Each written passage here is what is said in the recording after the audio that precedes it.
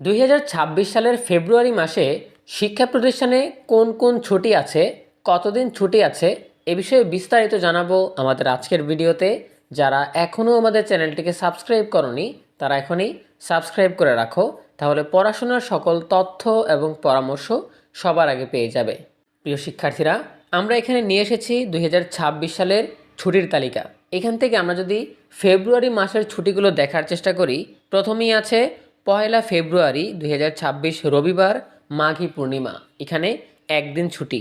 এরপরে রয়েছে সবই বরাত 4 ফেব্রুয়ারি 2026 বুধবার, এখানেও একদিন ছুটি। এরপরে তোমরা জানো যে নির্বাচন উপলক্ষে নির্বাচনের দিন এবং নির্বাচনের আগের দিন অর্থাৎ 11 ফেব্রুয়ারি এবং 12 ফেব্রুয়ারি বুধবার ও বৃহস্পতিবার 2 দিন সাধারণ ছুটি থাকবে, সরকারি ছুটি।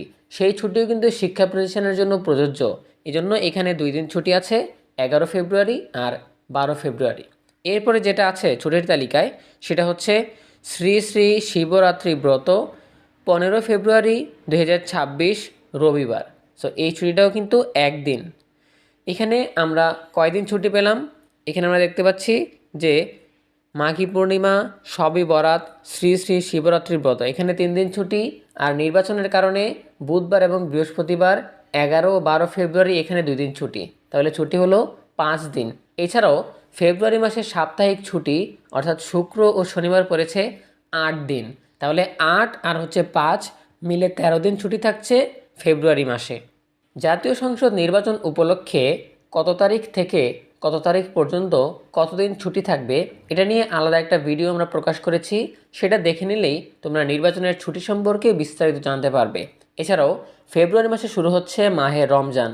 মাহে রমজানে কোন শিক্ষা প্রতিষ্ঠানে কতদিন ছুটি থাকবে, মাহে রমজান থেকে শুরু করে ঈদ উল ফিতর পর্যন্ত এই দীর্ঘ ছুটি কবে থেকে শুরু হবে, কোন শিক্ষা প্রতিষ্ঠানে কততম রমজান পর্যন্ত ক্লাস হবে, এটা নিয়ে কিন্তু আলাদা একটা ভিডিও আমরা দিয়েছি। সেই ভিডিওটা দেখে নিলে রমজান এবং ঈদের ছুটি সম্পর্কে আরও বিস্তারিত জানতে পারবে। সো এই ছিল আমাদের এখনকার আয়োজন। এ বিষয়ে তোমাদের যে কোনো প্রশ্ন কিংবা মতামত জানাতে পারো কমেন্টে। দেখা হবে পরবর্তী আপডেট নিয়ে নতুন কোনো ভিডিওতে।